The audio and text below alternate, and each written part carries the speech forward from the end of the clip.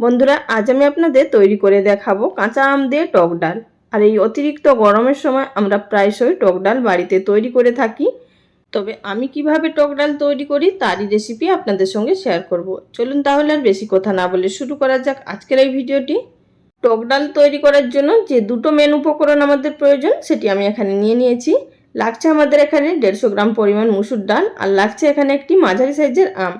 তবে আমি এখানে ডালটা আমার পরিমাণ অনুযায়ী নিয়েছি, আপনারা এখানে ডালটা নিজেদের পরিমাণ অনুযায়ী ব্যবহার করবেন। আর এখানে আমি ডাল অনুযায়ী নিয়েছি এখানে মাঝারি সাইজের একটি কাঁচা আম। এবার ডালটাকে ভালোভাবে ধুয়ে নেব এবং আমটাকেও ভালোভাবে পরিষ্কার করে ছাড়িয়ে ধুয়ে পিস পিস করে কেটে নেব। তো আমার এখানে ডালটা 3 থেকে 4 বার মতো জল পাল্টে ধুয়ে নেওয়া হয়ে গেছে।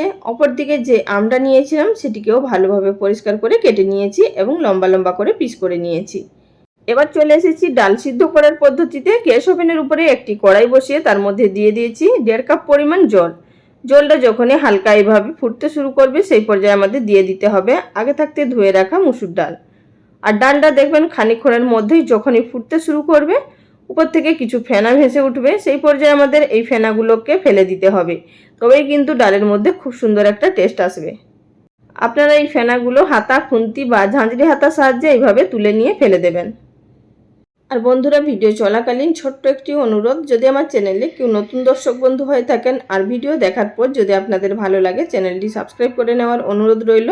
আর যারা ফেসবুক পেজ থেকে দেখছেন পেজটি ফলো করার রিকোয়েস্ট রইল। দেখতেই পাচ্ছেন এখানে উপরের ফেনাগুলো ফেলে দেওয়ার পর এর মধ্যে দিয়ে দিলাম স্বাদ মতো নুন, আর দিয়ে দিচ্ছি এর মধ্যে 1/4 টিস্পুন পরিমাণ হলুদের গুঁড়ো। আমি এখন সামান্য পরিমাণ হলুদের গুঁড়ো ব্যবহার করলাম, আর বাকিটা পরে ব্যবহার করব। তবে কিন্তু ডালের মধ্যে খুব বেশি হলুদ আমাদের লাগে না। আমি এই পর্যায়ে নুন হলুদটা ব্যবহার করলাম, আপনারা চাইলে ডালটা হাফ সেদ্ধ হয়ে যাওয়ার পর নুন হলুদটা ব্যবহার করতে পারেন। এবার এটিকে ঢাকা দিয়ে লো ফ্লেমে 10 মিনিট মতো রান্না করে নেব। আমি এখানে 10 মিনিট মতো লো ফ্লেমে ঢাকা দিয়ে রান্না করে নিয়েছি। এরই মধ্যে কিন্তু আমাদের ডালটা খুব ভালো মতো সেদ্ধ হয়ে গেছে। আপনাদের দেখিয়ে দিচ্ছি, এখানে দেখুন ডালটা কিন্তু ঠিক এইভাবে 90% মতো সেদ্ধ হয়েছে, আর বাকিটা কিন্তু পরে আমাদের সেদ্ধ হয়ে যাবে। এই পর্যায়ে আমি হাতার পেছন দিয়ে একটু ডালটাকে ঘুটে নিচ্ছি। আপনারা এখানে ডাল ঘোটা দিয়ে করে নিতে পারেন, এতে করে ডালটা খুবই স্মুথ হয়ে যাবে। আর ডাল যদি গোটা গোটা চেয়ে থাকে তাহলে কিন্তু সেই ডাল খেতে একদমই ভালো লাগে না, আর ডাল যদি একদমই গলে যায় সেটাও খেতে ভালো লাগে না। সুতরাং এইভাবেই আমাদেরকে সেদ্ধ করে নিতে হবে।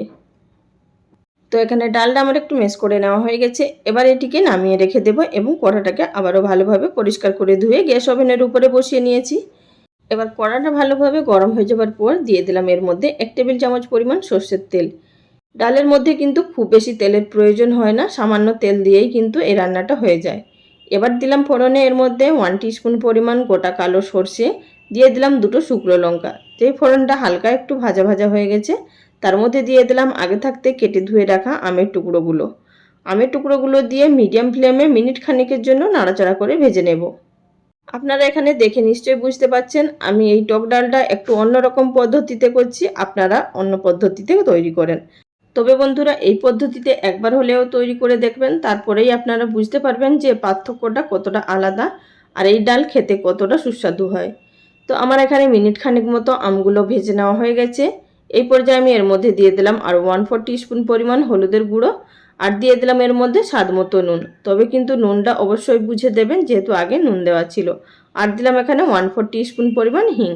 হিংটা আগে যদি আমি ফোড়নে ব্যবহার করতাম তাহলে কিন্তু হিংটা পুড়ে যেত আর ডালের মধ্যে একটা কালো ভাব চলে আসতো। সুতরাং এইভাবেই আমটা হালকা ভেজে নেওয়ার পর হিংটা ব্যবহার করবেন।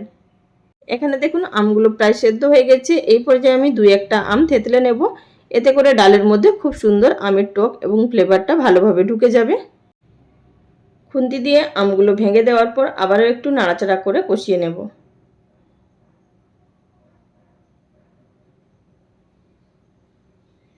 এই আমগুলো আমার ভাজতে প্রায় মিনিট 3-এর মতো সময় লেগেছে। এই পর্যায়ে আমি এর মধ্যে দিয়ে দিচ্ছি আগে থাকতে সিদ্ধ করে রাখা মসুর ডাল, আর তার সঙ্গে দিয়ে দেব পরিমাণ মতো জল। আপনারা ডাল যতটা পাতলা খেতে পছন্দ করবেন সেই অনুযায়ী জলটা ব্যবহার করবেন।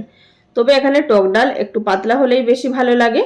আমি এখানে খুব বেশি পাতলাও করব না, আবার খুব বেশি ঘনও করব না, তাই এখানে আমি আমার পরিমাণ মতো জলটা অ্যাড করে দিলাম। এবার আমাদের এই ডালটাকে আরও 3 মিনিটের জন্য ফুটিয়ে নিতে হবে গ্যাসের ফ্লেম লো টু মিডিয়ামে থাকা অবস্থায়। আর এখানে বন্ধুরা আপনারা দেখতেই পাচ্ছেন এই টক ডালের কালারটা কত সুন্দর এসেছে, একেবারে পারফেক্ট ডালের কালার চলে এসেছে। আর এই টক ডালে হিংটা অবশ্যই দেবেন, এতে করে টেস্ট খুবই ভালো হবে।